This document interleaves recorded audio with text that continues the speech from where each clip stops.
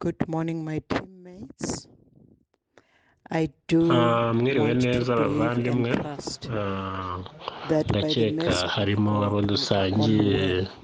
beri yacu, beri Each max. and every one of us is ko doing nabyumvishije great. rero It's been ririya a jwi while numvishije since ari I've irya made a Jessica.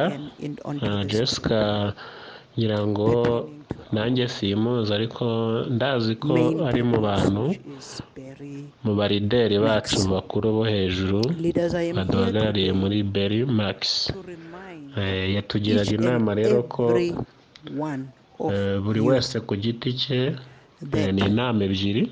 if you have buri your wese ku own giti cye account acunge ko afite and you do not have crypto wallet a crypto with wallet, don't TRC20.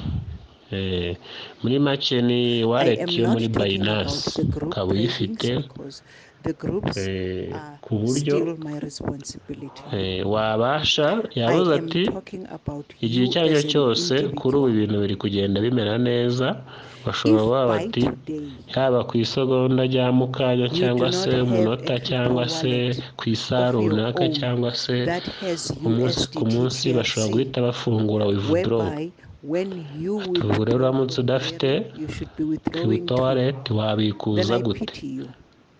buri wese acunge ko afite I crypto am not wallet going to yo say further than what kubikurizaho. I am saying, except iyo ni that inama ya mbere yashimangiye. Inama ya kabiri, I buri wese request acunge ko and arimo I gukora humbly sign in, plead with you, not kuko for buri wese me, afite but for your own responsibility kuri sakes. konti ye. umuntu utarimo gukora Make sign in sure arimo you have kwica a akawunti ye, crypto wallet arimo with guhemukira akawunti ye. USDT ni ibyo TRC20. ngibyo yatubwiraga ati ibintu birimo kugenda bimera neza, ati mucunge ko Make sure you have a mufite wallet.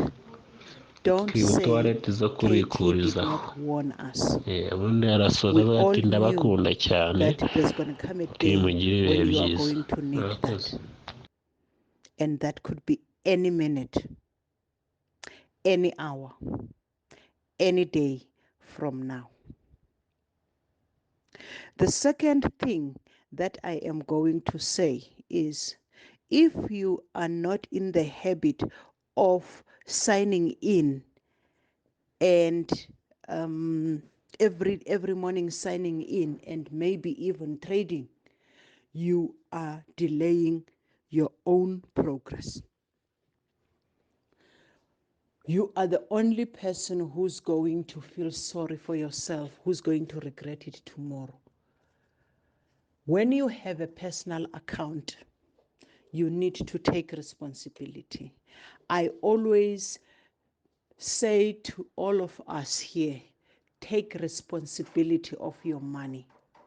Guys, things are going to happen. And as I said, I will not say more. I do not want to go further than this. I just request that each and every person who has a personal account makes sure that they have their own USDT TRC20 wallet, because